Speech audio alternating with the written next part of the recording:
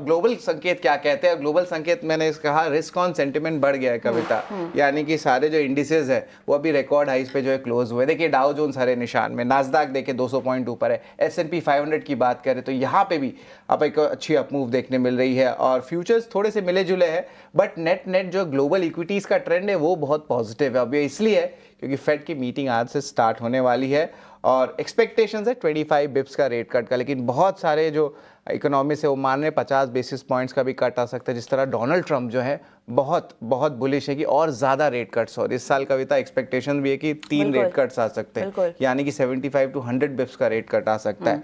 लेकिन एक एक करके जो है थोड़ी सी डिटेल पे भी बात कर लेते हैं। मिरान की जो फेड में नियुक्ति की जो है मंजूरी भी दे दी, जस्ट एक दिन पहले ये किया गया है। ट्रंप के ये पसंदीदा स्टीफन मिरान फेडरल रिजर्व में जो नियुक्त किए गए हैं, तो ट्रंप अपने लोगों को जो है ऑफिशियली फेड में डाल रहा है। और याद रखिए पावेल जी का टेन्योर भी खत्म हो रहा है कविता अगले साल, तो ये अपने लोग बैठा रहे हैं, वो हो चुका है, वो तो हर बार होता है और वो हमें देखने मिला है। और अमेरिकी सेनेट ने जो है फेडरल रिजर्व में नियुक्त करने की मंजूरी भी दे दी है, और FMC बैठक में भी जो है इनका निर्णय लिया जाएगा। तो ऑफकोर्स एक्सपेक्टेशन मान के चलिए 25 तो हो ही गया है, बाजार को सरप्राइज मिलेगा अगर वो 50 बेसिस पॉइंट कटा, तो धीरे धीरे वहां जा भी रहा है। फेड की बैठक पर नजर में जो है ऑफकोर्स देखेंगे कि ब्याज दरों पर कटौती पर फैसला होने की जो है बड़ी उम्मीद है, और अभी अमेरिका की ब्याज दर की रेंज बताए तो 4.25 to 4.5% है। और पिछले 2-3 हफ्ते में जो भी डेटा आया था, जो भी डाउनवर्ड रिवीजन आया था, सब सिर्फ रेट कट्स के लिए ही पॉइंट कर रहे थे। तो अब वो उन्होंने अपने डेटा को कैसे चेंज किया है वो तो वही जाने,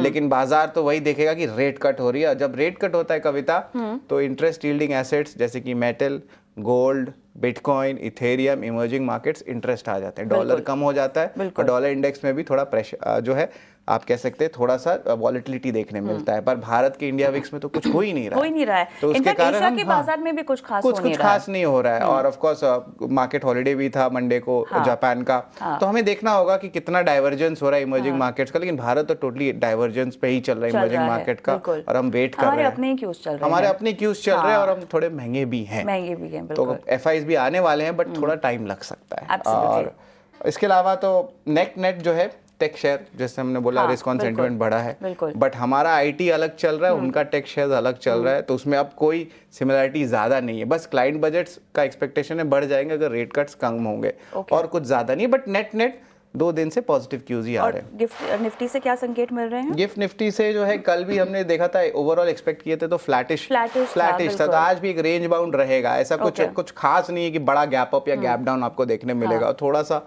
कैसे रेस्ट ले रहा है, रैली भी तो लिए ना 8-9 दिन का। बिल्कुल। आज के शो के लिए, सुबह के शो के लिए पता है मजा ये होता है कि हमारे पास ट्रम्प साहब है रात तक बहुत सारा कंटेंट दे देते हैं चर्चा करने के लिए। एक ट्रूथ सोशल पे उनका कमेंट था क्वार्टरली नंबर्स रिपोर्ट करने को लेकर, वो बहुत दिलचस्प था, बहुत इंटरेस्टिंग था। और क्यों बताया, और उन्होंने एक बहुत बार, आई थिंक मैं पहली बार एग्री करूंगा डोनाल्ड ट्रम्प से, 6 महीने में एक लंबे अवधि के बिजनेसेस होते हैं। बिल्कुल, हम तो ऑफकोर्स हमारा जो है कर्तव्य होता है कि हर 4 महीने में, हर क्वार्टर पे आपको नंबर्स बताने, लेकिन अगर वो लॉन्ग टर्म बिजनेस पे फोकस करे 6 महीने पे तो वो बेटर है। और इंडिया के जो SME मार्केट है वो 6 महीने में करेगा, और SME मार्केट 6 महीना करता भी है, उसमें आपको हर क्वार्टर देना नहीं होता है। तो देखिए विजन तो है डोनाल्ड ट्रम्प का, लेकिन वो कितना इंप्लीमेंट होता है नहीं, उनका भरोसा नहीं है। करवा भी सकते हैं, कान पकड़ करवा सकते, साल में एक बार भी कर रहा है। वो बोल रहे कि चाइना में 50 साल 100 साल की विजन होती है, बट ये बहुत बड़ा बात है, देखना पड़ेगा।